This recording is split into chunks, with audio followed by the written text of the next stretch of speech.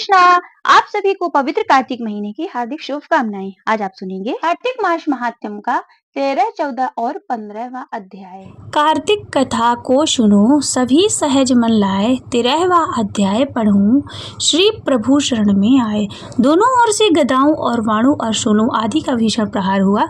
दैत्यों के तीक्ष्ण प्रहारों से व्याकुल देवता इधर उधर भागने लगे। तब देवताओं के इस प्रकार भयभीत हुआ देख गरुड़ पर चढ़े भगवान युद्ध में आगे बढ़े और उन्होंने अपना सारंग नामक धनुष उठाकर बड़े जोर का टंकार किया। त्रिलोकी साब्दिद्ध हो गई।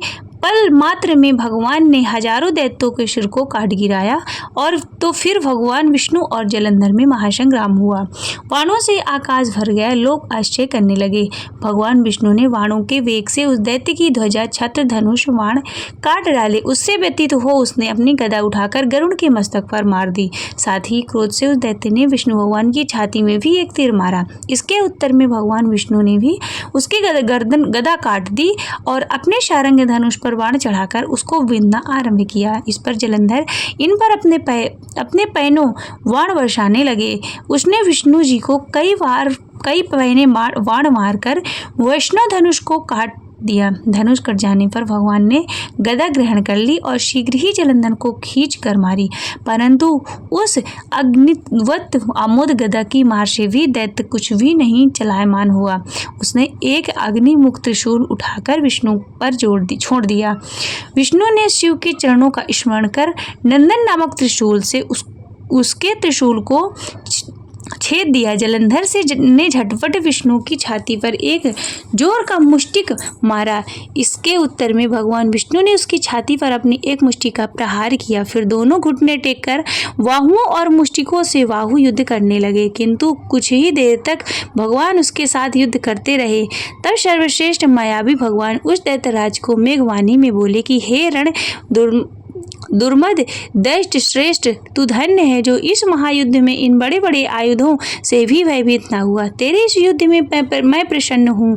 तू जो चाहे वर मांग। मायावी विष्णु की ऐसी वाणी को सुनकर जलंधर ने कहा कि हे भावुक, यदि आप मुझ पर प्रसन्न हैं तो यह वर दीजिए कि आप मेरी बहन तथा अपने सारे कुटुंबियों सहित मेरे घर आकर निवास करें। नारद जी बोले कि उसके ऐसे वचन को सुनकर विष्णु को खेद हुआ, किंतु उसी क्षण देवेश ने तथास्तु कह दिया था। जब विष्णु जी ने सब देवताओं के साथ जलंधर में जाकर निवास करने लगे, तब जलंधर अपनी बहन लक्ष्मी और देवताओं सहित विष्णु से को कहा वहां पाकर बड़ा प्रसन्न हुआ और फिर देवताओं के पास जो भी रत्नादि थे तो सबको ले जलंधर पृथ्वी पर आया। निशुंभ को पाताल में स्थापित कर दिया और देव, दानव, यक्ष, गंधर्व, सिद्ध, सर्प, राक्षस, मनुष्य आदि सबको अपनी वंशवर्ती बना त्रिभुवन पर शासन करने लगा। उसके धर्मानुसार सुपुत्रों वे समाज प्रजा का पालन किया और उसके राज्य में सभी सुखी थे। अब सुनिए कार्तिक मास महात्म्य का 14वां अध्याय। तब उसको इस प्रकार धर्म पूर्वक राज्य करते हुए देखकर देवता क्षुब्ध हो गए। उन्होंने देवाधिदेव शंकर का मन में स्मरण करना आरंभ किया। तब भक्तों की कामना पूर्ण करने वाले भगवान शंकर ने नारद जी को बुलाकर देव कार्य की इच्छा से उनको वहां भेजा। शंभु भक्त नारद शिव की आज्ञा से देवपुरी में गए। इंद्रादि सभी देवता व्याकुल हो शीघ्रता से उन नारद जी को उत्कंठा भरी दृष्टि से देखने लगे।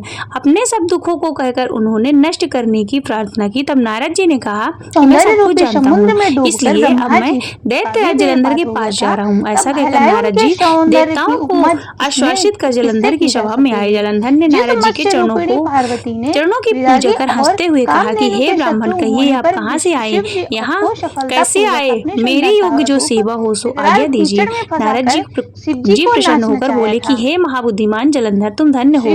मैं स्वेच्छा से कैलाश पर्वत पर गया था। वहाँ 10,000 योजनाओं में कल्प वृक्ष का वन है। वहाँ मैंने सैकड़ों कामधेनु को विचरते हुए देखा। तब यह भी देखा कि चिंतामणि से प्रकाशित परम दिव्य अद्भुत और सब कुछ सुवर्ण में मैंने वहाँ माता पार्वती के साथ स्थिर भगवान शंकर जी को भी देखा, जो सर्वांग सुंदर गौर वर्णन त्रिनेत्र और मस्तक पर चंद्रमा धारण किए हुए हैं। उन्हें देखकर मुझे बड़ा आश्चर्य हुआ कि इनके समान समृद्धिशाली त्रिलोकी कोई नहीं। हे दैत्येंद्र, उसी समय मुझे तुम्हारी समृद्धि का स्मरण आया और उसे देखने की इच्छा से मैं यहाँ तुम्हारे पास चला आया। यह सुनकर जलंधर को बड़ा ही हर्ष हुआ। उसने नारद जी को अपनी सब समृद्धि दिखला दी और उसे देख नारद जी ने जलंधर की बड़ी प्रशंसा की और कहा कि ये निश्चय ही त्रिलोकपति होने के योग्य हैं। ब्रह्मा जी का हंस युक्त विमान तुम ले आए हो तो त्रिलोक पाताल और पृथ्वी पर जितने भी रत्नादि हैं सब तुम्हारे ही तो हैं। ऐरावत उच्चैश्रता घोड़ा कल्पवृक्ष और कुबेर की निधि भी तुम्हारे पास है। मणियों और रत्नों के ढेर भी तुम्हारे पास लगे हुए हैं। इससे मैं बड़ा प्रसन्न हूँ, परंतु तुम्हारे पास कोई स्त्री रत्न नहीं है। इसके बिना तुम्हारा यह सब फीका है। तुम किसी स्त्री रत्न को ग्रहण करो। नारद जी के ऐसे वचन को सुनकर दैत्यराज काम से व्याकुल हो गया। उसने नारद जी को प्रणाम करके पूछा कि ऐसी स्त्री कहाँ मिलेगी जो रत्नों में श्रेष्ठ हो। नारद जी ने कहा, ऐसा रत्न तो मैं कैलाश पर्वत में योगी भगवान शंकर के पास है और उनकी सर्वांग सुंदरी पार्वती देवी बहुत ही मनोहर हैं। उनके समान सुंदरी किसी और को नहीं देखा। उसके उस रत्न की उपमा तीनों लोकों में कहीं नहीं है। देवर्षि उस दैत्य से ऐसा कहकर देव कार्य करने की इच्छा से आकाश मार्ग में चले गए। यहाँ पर हमारा 14वां अध्याय समाप्त होता है। आगे की कथा में आप चल सुनिए 15वां अध्याय।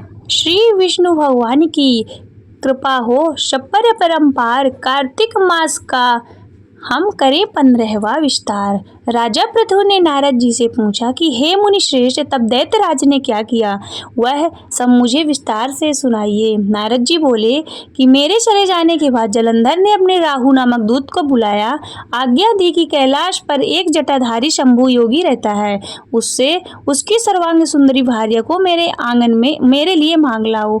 तब दूत शिव के स्थान पर पहुंचा, परंतु नंदी ने उसे भीतर सभा में जाने से रोक दिया, किंतु वह अपनी उग्रता से शिव की सभा में चला ही गया और शिव जी के आगे बैठकर दैत्यराज का संदेश कह सुनाया।